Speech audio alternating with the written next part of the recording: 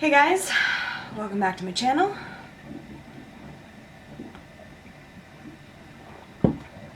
Got a story for you.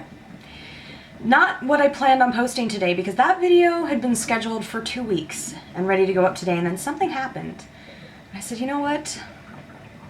I need to do a story time. I don't believe I've done a story time before. It's possible, but I don't remember. And so yeah, grab some munchies.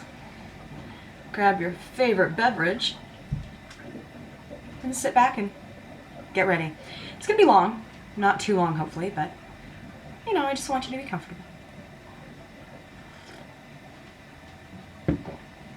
Okay, so last week I signed up with a website called Upwork.com. It's a website for freelancers to go onto in order to find freelance jobs, obviously.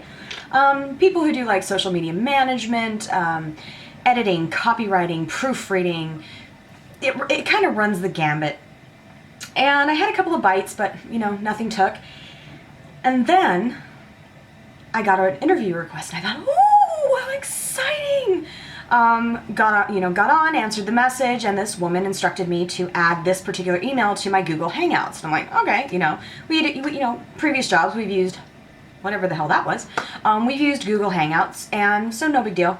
Get on there, speak to the guy, message back and forth, answer questions, and then he had me sit there for 20 minutes and then came back and said, yes, you're perfect for what we're looking for, because they were looking for 40 not copywriters, but editors and proofreaders. I started to have a little bit of a rumble in my tummy talking to him because some of the questions just weren't worded properly. But you know, that happens, and I don't hold that against anybody. But some of the sentence structure was a little off too, and I thought, But I figured, you know what, I'm going to let this play out a little bit. So, you know, I ticked off the one alarm, and I'm like, okay, we hit 3 alarms, we got an issue. So the first request was that I had to be online in Google Hangouts every morning at 9 a.m. Eastern Standard Time. I am Mountain Standard Time. So at 7 a.m. on the dot. 6:59 yesterday morning. Good morning. Good morning to you. And then I was instructed to send my address to this other email in order to have what I needed to perform the job sent to me. Okay, great. Then in all of these messages, it explains what I was required to get. There was 3 different types of software, the online Webster's Dictionary, a brand new Mac Pro, a wireless printer, a specific type of wireless printer. Alarm number 2, thinking, you know, especially when he said they're paying for it. So I have some friends that do, you know, work from home jobs, and the companies do provide product, but everything's been sent to them by the company. So I get up this morning, I'm on at 7 a.m. on the dot. Here is your tracking number. What tracking number? Tracking number for FedEx overnight. That included, see if I can do this without showing any information, this cashier's check for $3,650. That's an exact number. With taxes and stuff, you know. I don't know. But anyway, pretty cool. But inside is only this letter right here. It says, how are you doing? We hope this package gets to you in good health. Alarm 3 and 4 and 5. This is Mr. So-and-so from the payment department, and you are required to manage these funds as instructed by your employer hiring manager online. You are to get back to us via email with information on the following: how the funds were used, exact amount used, whom you ordered or got the materials from, and the deposit slip/receipt. So they wanted a copy of my deposit slip. Okay. Here is the email to reply, his name, and then @accountant.com, which I immediately Googled. Couldn't find. The deposit slip should be emailed to us ASAP for immediate clearance. Note, if you are being told to discard this letter, do not do such. You must keep me informed on the check and its funds from your email and not from your employer's email. Failure to do this is against the company's protocol. Also, don't forget to email us once you receive the check to confirm delivery. Kind regards, his name, payment department.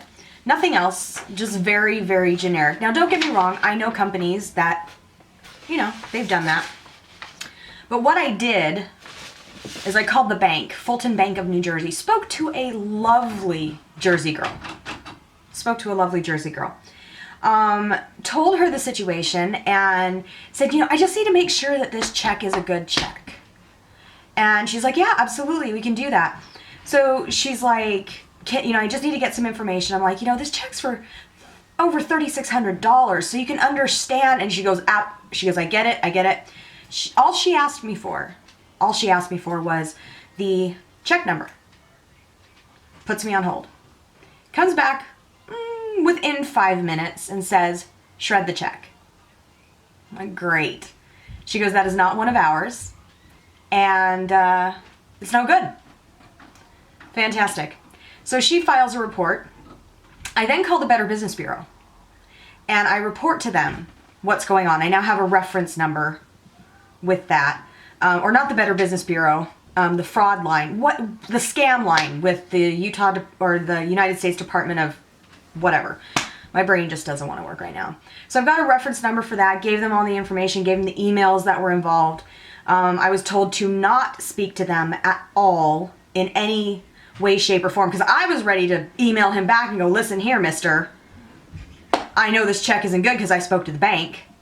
But I didn't. But I did wind up having to delete that email completely. And I'm in the process of changing my phone number. Can't do anything about the fact that they have my address. But, you know, my credit score is like a 3.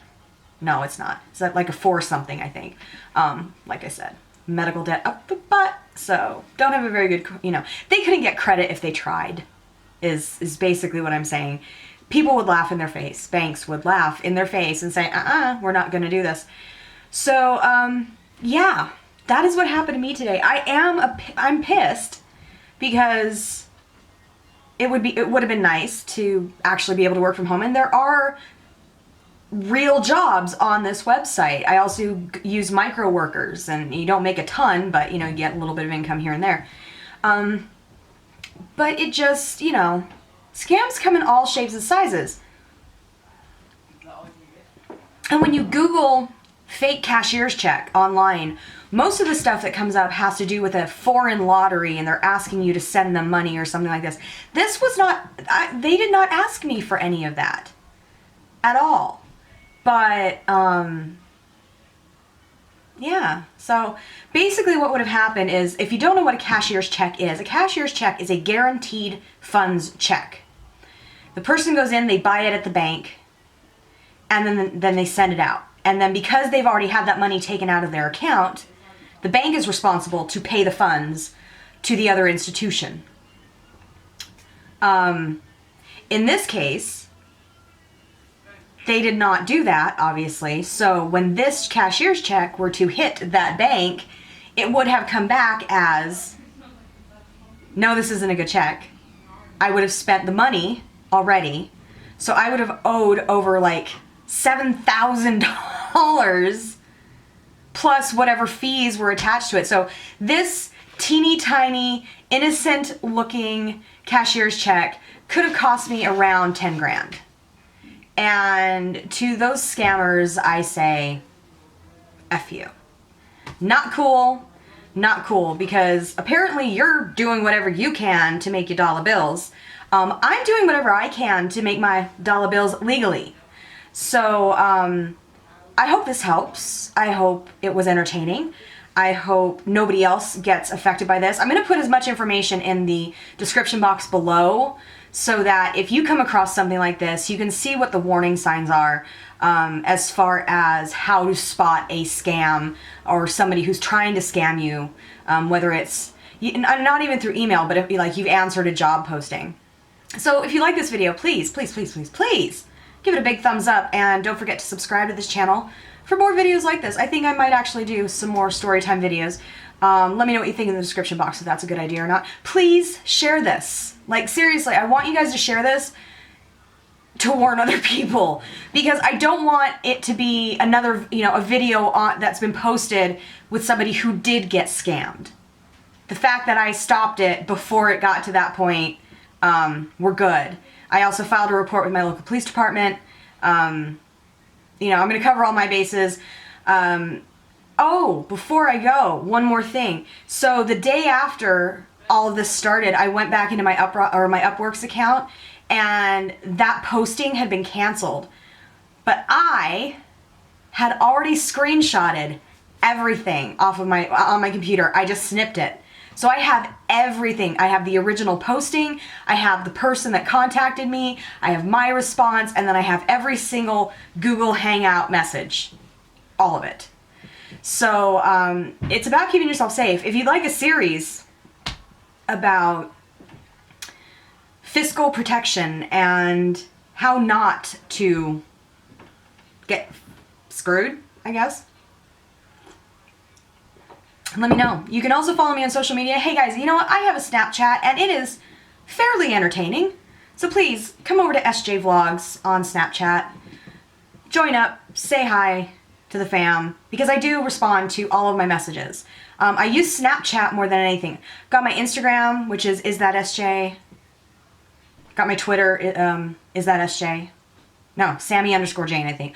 I don't remember. And then of course I have my Facebook page, but if you want to interact and chat and talk and all of that good stuff, hit me up over on Snapchat, because Snapchat is my life. Anyway, that's it guys.